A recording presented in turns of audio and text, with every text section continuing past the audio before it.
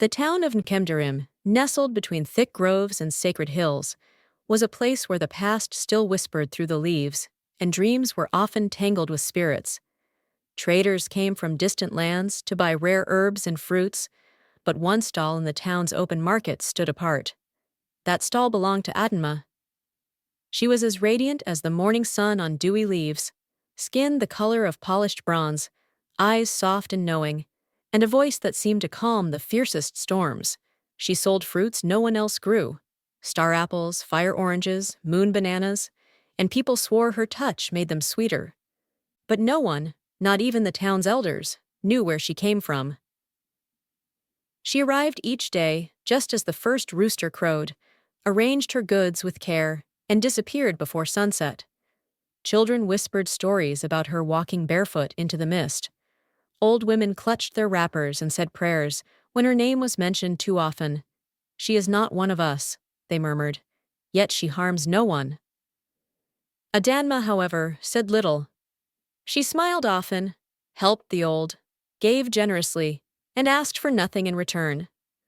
Men came from far and near, farmers, traders, even the district chief's son, each with gifts and proposals. "Adanma," they pleaded, "be my wife. Let me protect you." But she always replied with the same gentle refusal: "I thank you, but I am not ready." Then one market day, a stranger appeared. Ukana, a traveling yam merchant, tall and honest-eyed, stopped by her stall. He had heard the stories, but scoffed at the talk of spirits. He was not afraid.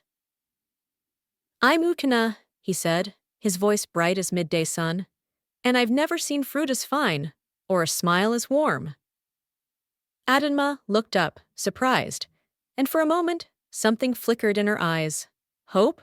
Recognition? She smiled, and for the first time didn't look away. He returned the next day, and the next. They talked of little things: the smell of rain, the stubbornness of goats, the joy of morning songs. Slowly, a delicate friendship bloomed, unnoticed by most, but not by all. That evening, just before the market closed, Uchenna offered to walk her home. "It's late, Adanma. Let me escort you, just to be sure you're safe." She hesitated. Then, nodding slowly, she gathered her goods and led him toward the edge of the village. The sky was streaked with blood-orange light, the air thick with crickets and secrets. They had barely passed the last hut when Uchenna froze. Something brushed the back of his neck, a coldness like wet leaves in the dark. He turned. Nothing, but the air felt wrong. Adanma walked ahead, calm, almost serene. But Uchenna couldn't go on.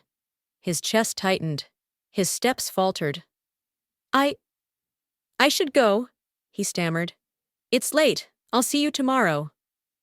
Adanma turned, her smile unchanged. "As you wish.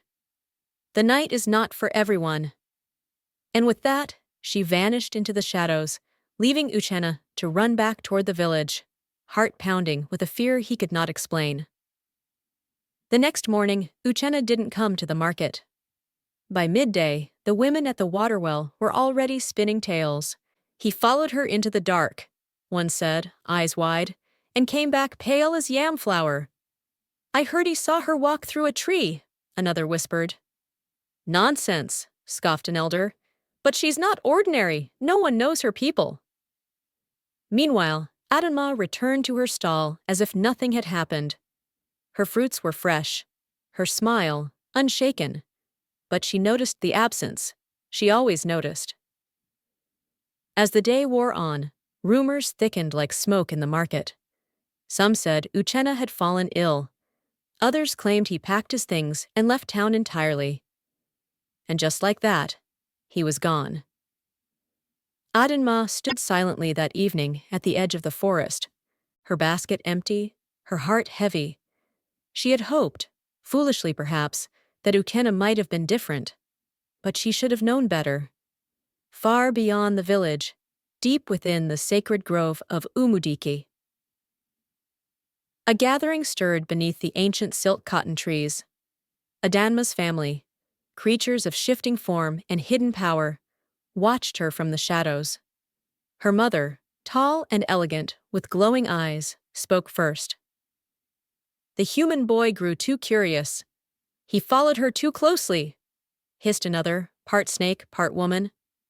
We warned her, their father boomed, voice like thunder in a cave. The humans are not to be trusted. They had sent a warning. The cold touch Uchenna felt, a gentle reminder of their reach. But it worked too well. Fear had driven him off, like the others before him. And so, the family withdrew once more into their forest, leaving Adanma to carry her loneliness in silence. Back in Nkemdirim, no one dared confront Adanma directly, but the fear grew colder around her. Mothers pulled their daughters away from her stall. Boys who once joked around her now crossed the street when she passed. Only the elders watched her with deeper eyes, sensing something beyond youthful beauty, something ancient, something sacred. And yet, Adanma remained kind. She gave freely to beggars. She helped widows lift their baskets. She hummed to children when they cried. But each evening, as she walked alone into the fading light, she whispered to herself, I want more. I want to be free. I want to live, not just exist. And so, with quiet resolve burning behind her calm eyes, Adanma made a decision. She would no longer live between two worlds, bound to a family that feared humans, or to humans who feared her origins.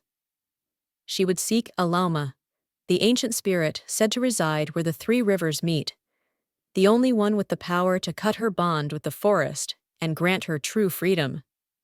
No more hiding. No more fear. It was time to choose her own life, whatever the cost. Dawn broke slowly over Nkemdirim as Adanma wrapped her white cloth tighter and stepped into the early mist. She did not go to the market that day. Instead, she took the narrow trail that led past the village boundary, across two streams and deep into the grove where three rivers met, a place many feared to name aloud. The elders called it Ezindu, the threshold of life. There, under a canopy of whispering trees and vines heavy with dew, stood a shrine carved from living stone. It pulsed with an energy that made the air thick. Birds fell silent.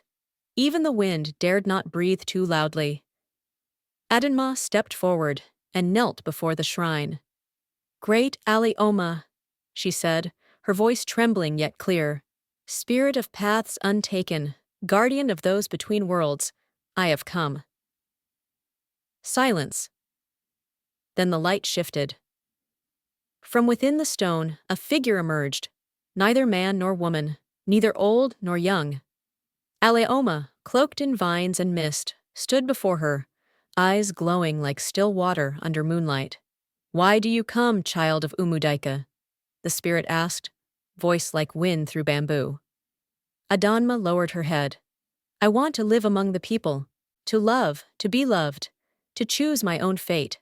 I no longer want to be bound to the forest or its secrets.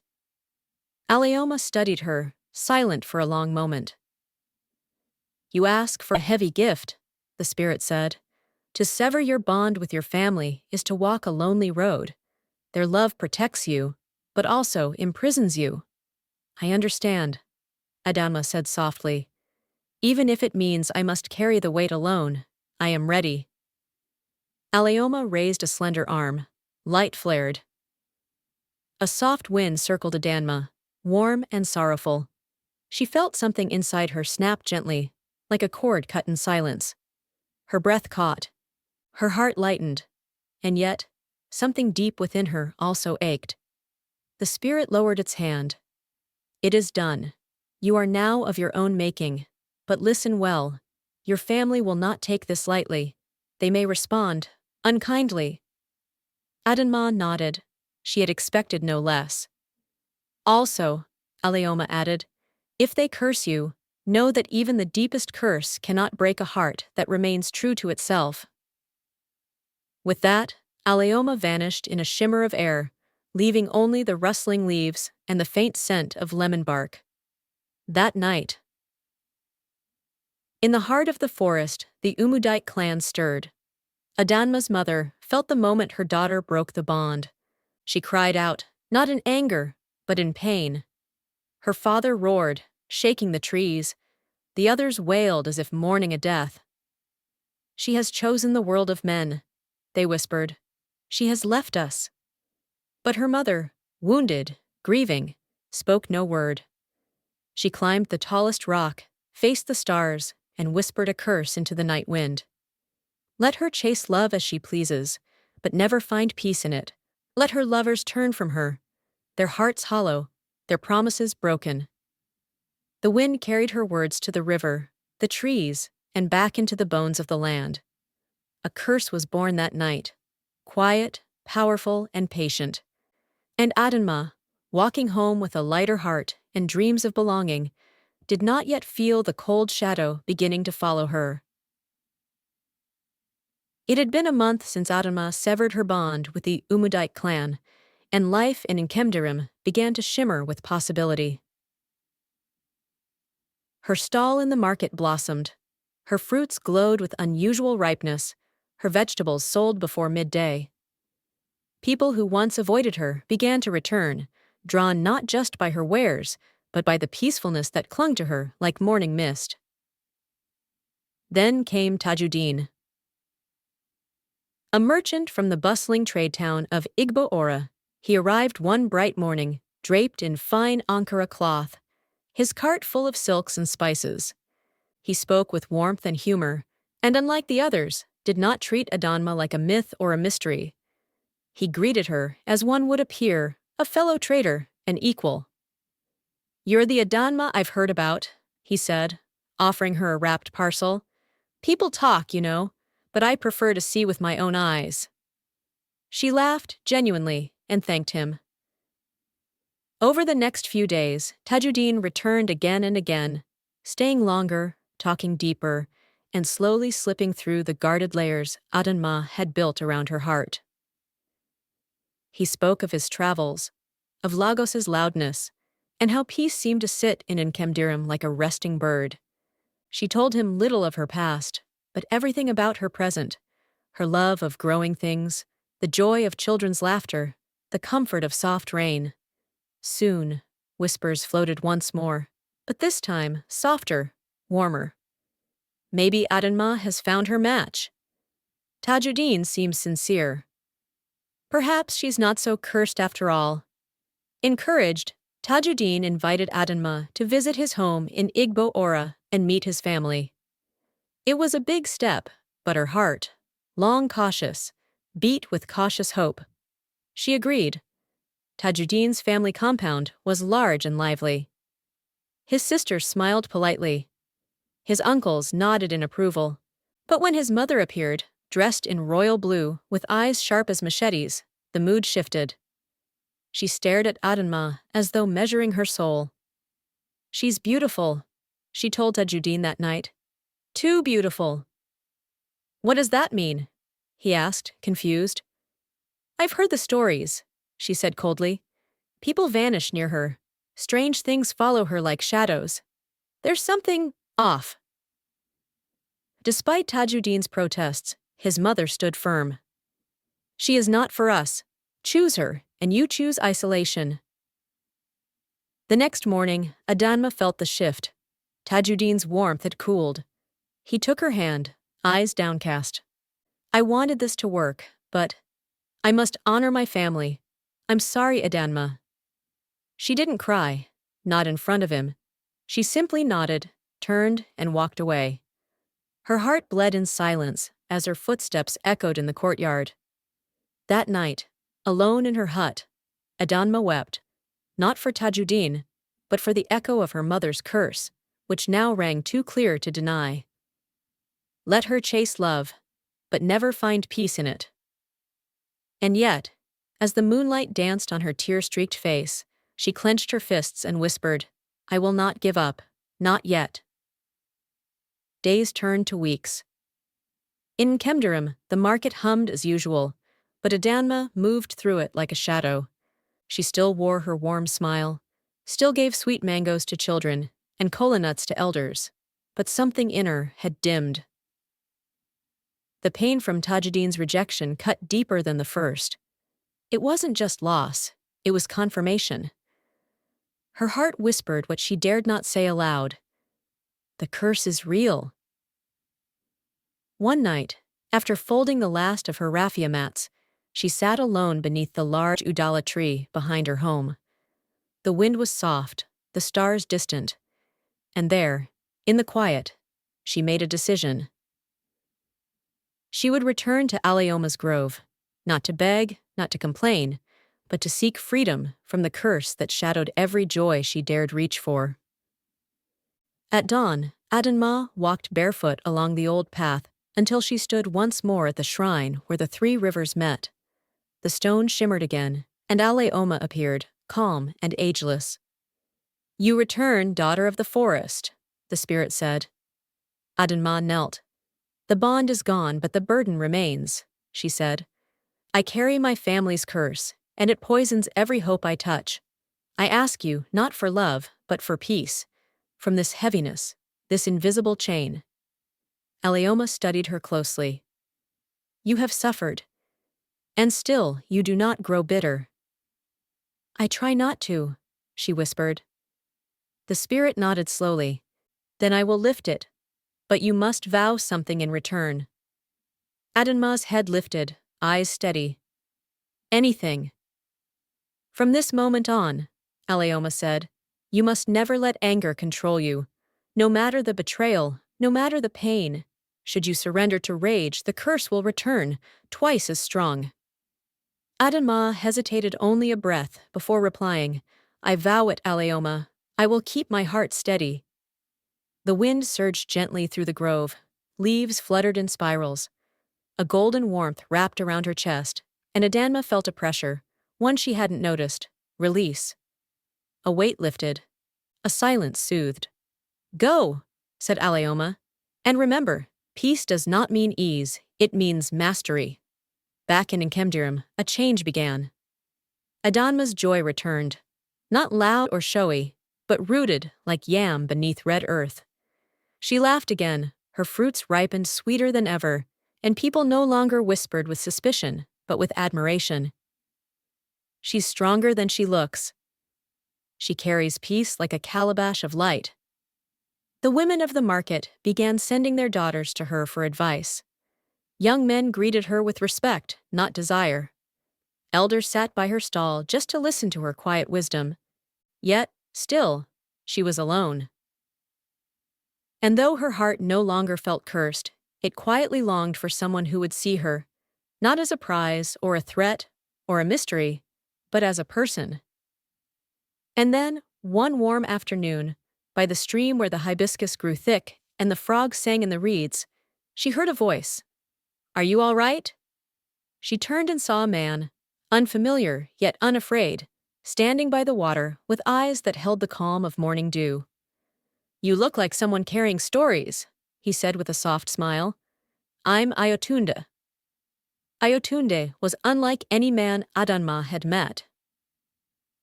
He did not come to the market with loud greetings or flattery. He didn't stare too long or speak in riddles. He simply appeared, soft-spoken, sincere, and always with a question that made her pause and reflect. "Do you ever feel like the trees are listening? What makes your fruit sweeter than everyone else's? What's your favorite sound in the world?" They met often, by the stream, on the edge of the forest, in quiet corners of the market. Their conversations flowed like cool water, no force, no judgment. Ayotunde never asked about her past, and Adanma, for the first time, found herself wanting to share. She told him about her love for the early morning mist, about her dreams of planting a real orchard, about how peace was something she had to fight to keep. Ayotunde listened, not like someone waiting to speak, but like someone honoring a sacred story. Word spread quietly through Nkemdirim. People watched, hopeful and cautious. Some murmured, "This one is different. Adanma smiles more these days." Children began calling Ayotunda uncle. The market women teased them both with knowing glances. And then, one evening, as the sun melted into the horizon, Ayotund reached into the leather satchel he always carried and pulled out a small woven ring made from soft bark and golden thread. Adanma, he said, voice trembling slightly. I've wandered many roads. I've slept beneath strange stars. But with you, I've felt something I never have before. Home. Will you be my wife? The question hit her heart like a gentle drum. She felt joy rise, but fear too. Memories of Ushena's fear, Tajuddin's retreat, the curse, the vow, the risk. But Ayotunde's eyes didn't shift. They remained steady, open, and calm. She smiled. Yes, she said, her voice light but sure. Yes, Ayotund. Preparations flooded the town. For the first time in memory, Nkemdirim rejoiced for Adanma. The women plaited her hair with coral beads. The elders offered prayers of protection. Ayotunde's hut was painted with fresh clay and symbols of harmony. Finally, the townspeople said, light after so many shadows. Even the air seemed to bless the union. Rains paused, crops swelled, birds sang long into the evening. But late one night, as Adanma sat beneath her udala tree with her palms open to the moon, a cold breeze stirred the leaves. She shivered, not from the wind, but from something deeper, a warning flicker from the past. She placed a hand on her chest and whispered, I have found peace. I will not lose it. In the distance, deep within the forest, something ancient stirred. The morning of the wedding came clothed in gold. The village square of Nkemdirim pulsed with drums, ululations, and sweet incense. Palm fronds lined the path to the altar, where elders sat adorned in white wrappers, chalked faces glowing under the sun. Adanma emerged like a vision from the stories, wrapped in hand-woven indigo, coral beads layered on her neck like blessings. Her eyes sparkled, but behind the joy, they held a cautious calm, a guarded hope carved from years of loss. Ayotunda stood tall, his agbada simple but elegant. He smiled as if he had just witnessed sunrise for the first time. They met at the altar, two souls, both weary and willing. The oracle, Inzi Ifeka, presided. His voice rose like thunder wrapped in velvet. Today we witness not just a marriage of two people, but a reunion of fate and choice. May your hearts walk side by side, even when your feet falter. The crowd erupted in joy. Children danced. Old women threw kola nuts. Flutes sang. Even the leaves on the trees swayed with rhythm. By dusk, the entire village had eaten, sung, and blessed their union. The air was rich with the scent of roasted yam, palm wine, and warm earth. As night fell, Adanma and Ayotunde walked hand in hand to their new home, a modest hut gifted by the village, lit with clay lamps and wrapped in peace. But peace has a memory.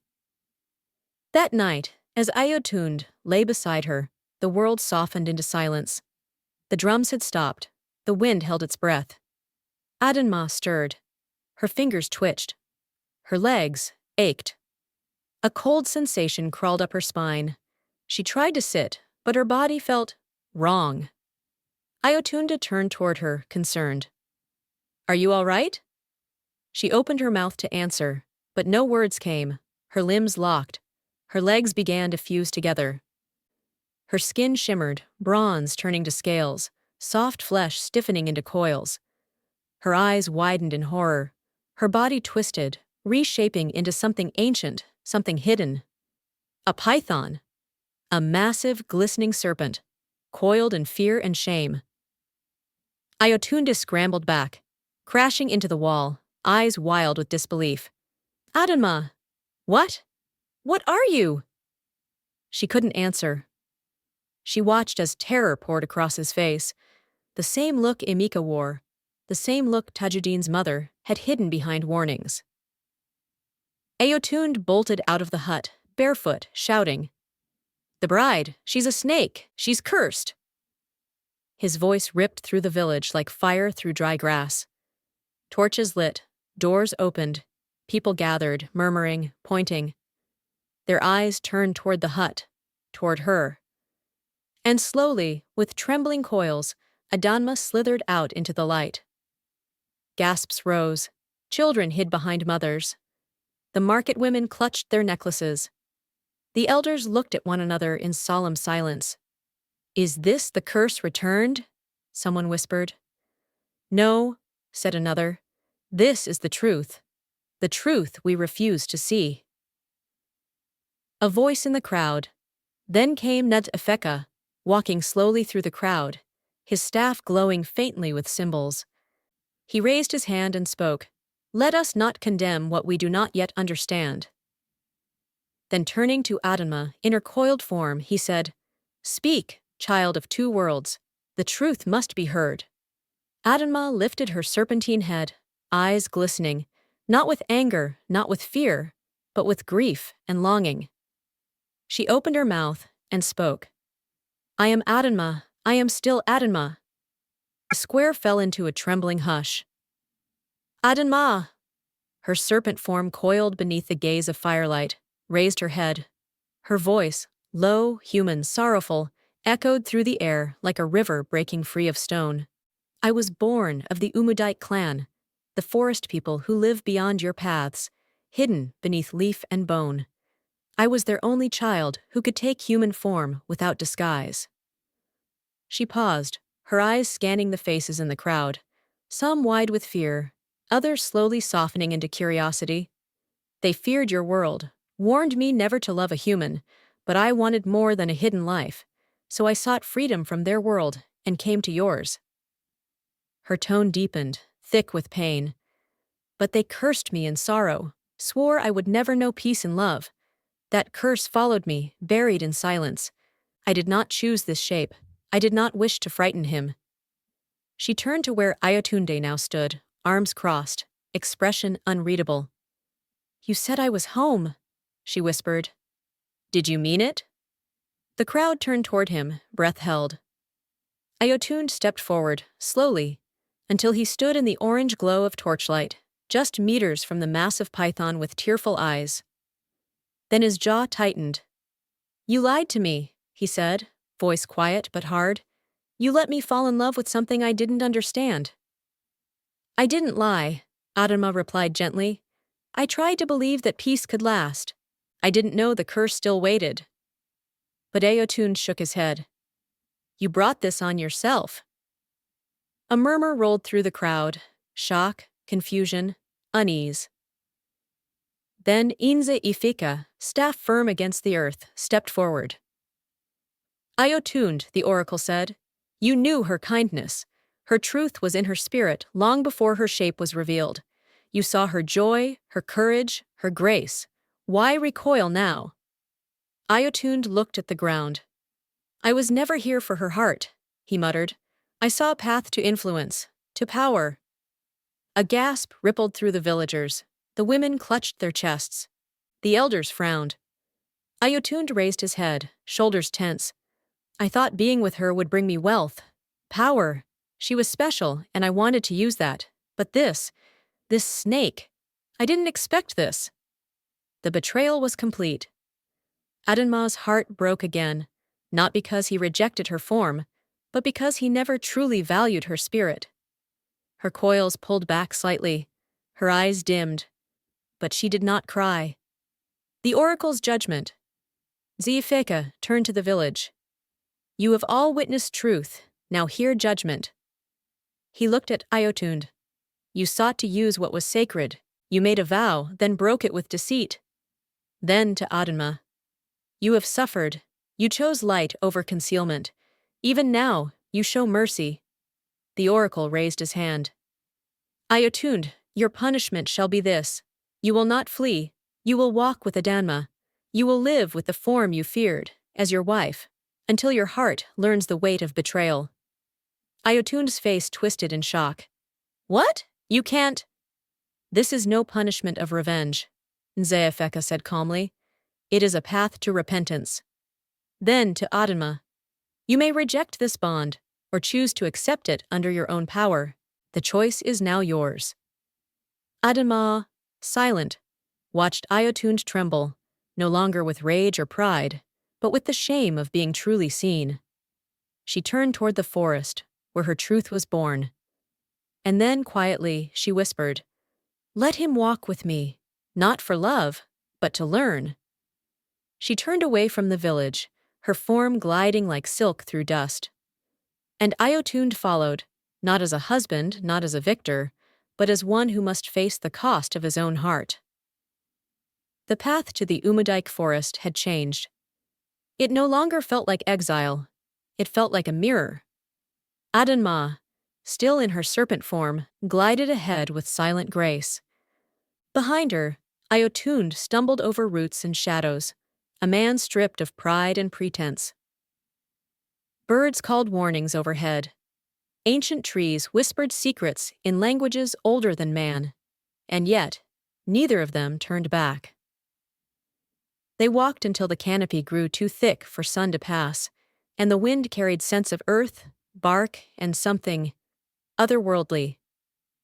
At last they entered a clearing hidden by living vines, where the Umudike clan waited. A meeting of worlds.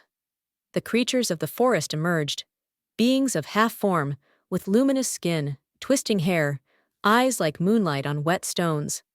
Some walked upright. Others slithered, crawled, or hovered just above the ground. They did not snarl. They simply watched. Then, from among them, came Adanma's mother, tall, regal, with a robe of woven leaves and eyes that flickered like flame and water. She stepped forward and spoke not with anger, but with sorrow. "So you return, child of mine, with the very thing we warned you against." Adanma bowed her head, coils coiling tightly beneath her. "I do not return in shame, I return with truth." Then she turned to Iotund, who now stood silent, his skin pale and soul raw. "Speak," she told him. "Let them hear your heart." Iotunda stepped forward, knees weak, and bowed low before the clan. "I came with arrogance," he confessed. "I saw only what I could gain. But she, Adanma, has shown me something I never understood before. The weight of kindness, the strength of dignity." He looked up at her family. "I don't ask for forgiveness. I ask to be changed, to be worthy of her story, even if I was not worthy of her love." A long silence followed. Then Adanma's father, a man whose skin glistened like carved stone, spoke. "Words are air. We are creatures of memory. Let time test him." But her mother stepped closer and touched Iotunda's forehead with cool fingers. "We forgive," she whispered, "not because you deserve it, but because she does." The forest accepted them, not as lovers, not yet, but as companions on a shared path. Iotund learned to live among the Umudiki, how to listen to birds that carried omens, how to speak with trees through touch, how to respect silence as much as speech. And slowly, something began to shift in him. He no longer sought greatness. He sought goodness. Adanma, now free to shift between forms without shame, began to smile with less weight in her chest. She no longer hoped for a perfect love, but she found something far rarer: understanding. The world watches quietly. Back in Nkemdirim, tales drifted through the market like evening smoke. "They live in the forest now," people whispered. "She's still a woman of light, and he, a man of quiet steps." They say he speaks to animals now, that he plants trees and waits years to watch them fruit. Children told stories of the snake woman who forgave a broken man, of the cursed girl who found peace by facing her pain. Elders nodded quietly, knowing that some stories are not about happily ever afters, but about healing. And in the forest, beneath a sky filled with blinking stars, Adanma sat beside Iotund, who no longer trembled in her presence. "Do you love me now?" she asked gently, not expecting yes. He looked at her, truly looked. "I don't yet know what love is," he admitted, "but I know who taught me to start learning." And that, for Adanma, was enough. Seasons passed in quiet rhythm. In the forest, Adanma and Ayotund lived not as outcasts, but as bridge-walkers, people of two worlds, neither fully human nor fully spirit, but entirely themselves. Adanma planted a sacred orchard, one tree for every loss she had borne. Beneath each, she buried something small, a dried kola nut, a torn ribbon, a stone warmed by her mother's hand. She called it Ogbo Ndu, the Garden of Lives. Villagers who were brave, or broken, came to seek wisdom there. Women struggling with motherhood, boys afraid of becoming men, outcasts unsure of their place in the world. All were welcome. Adanma never turned anyone away. She listened. She offered silence more often than advice. And that silence healed. The man who stayed. Ayotund built homes for wandering animals. He sang to the trees as he carved canoes from fallen logs. He no longer asked for love. He gave respect, and in return, received quiet trust. He and Adanma walked often, not always together, but always in orbit, like the moon and tide. Over time, a different kind of love bloomed. Not romantic, not expected, but earned. They never married again. They didn't need to. The bond they shared had been broken, tested, and reforged, not as something perfect, but something true. The village that remembered. Back in Nkemdirim, the story of the girl who turned into a python on her wedding night became legend. But unlike other tales whispered in fear, this one evolved. Children learned not to fear difference. Elders taught that sometimes curses are less dangerous than lies we tell ourselves. And when the village held festivals, they always left a space open, a woven mat on the edge of the square. In case Adanma returns, they would say. She never did. But one year, under a new moon, a basket of rare fruits appeared on that mat. No one saw who left it. They didn't need to. Legacy. Adanma's name lived on, not as a warning, but as a blessing. May your heart be steady like hers, mothers told their daughters. May your spirit be gentle and your courage deep, said the old men. And when young people faced betrayal or heartbreak, they often walked to the edge of the forest and whispered her name. Adanma, remind me who I am. In the heart of Ogbo Ndu, under a canopy of fruit-laden trees, Adanma sat cross-legged, her serpent tail coiled beneath her, her human hands resting gently in her lap. Ayotunde walked toward her, a carved flute in hand. Tell me a story, he said, smiling. She looked up. Which one? Yours, he replied. From the beginning. Adanma smiled. Not the kind that hides pain, but the kind that accepts it.